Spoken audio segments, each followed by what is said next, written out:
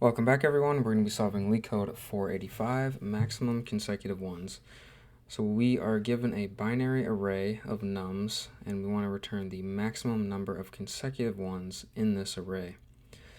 So take a look at example 1. We've got 1, 1, 0, and then 1, 1, 1. So our output should be 3 because there are 3 consecutive ones here. Okay, so we know we're going to have a counts variable, so we'll set it equal to 0. And what we're going to do is we will loop through for every element in nums, or I, we'll say for I in nums. If I is equal to 1, right, we're going to want to update our count. So we'll say count plus equals 1.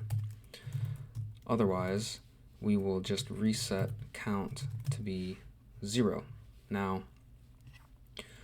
we need to return, we know we need to return our count at the end, right? But if we run into a 0 here, we could potentially get rid of a longer consecutive string that we've already ran into. So we should have another variable. We'll call it consecutive, and we'll set it equal to 0. So whenever we run into a 0 and we need to reset our count, what we could do is before we reset our count, we will say consecutive will be equal to the maximum of itself and of the count we're currently at. And then at the end, we should just be able to return consecutive. So we'll run this. Fail one test case. Why? Because 2. So it's keeping this, and we need the following. So let's just run through this. So we've got 1. We update count to be 1. 2, update count to be 2.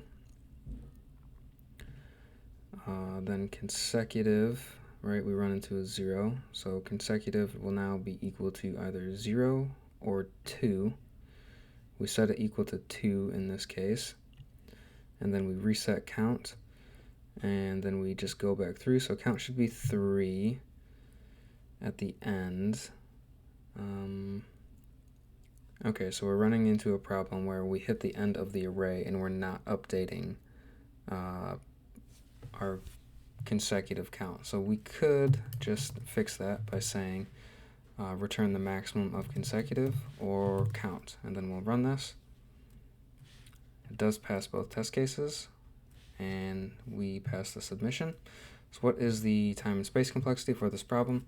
Time complexity is going to be, right, we're looping through every element doing some constant operations, so we are going to be O of n for time.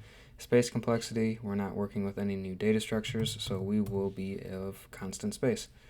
And that'll do it for LeetCode 485.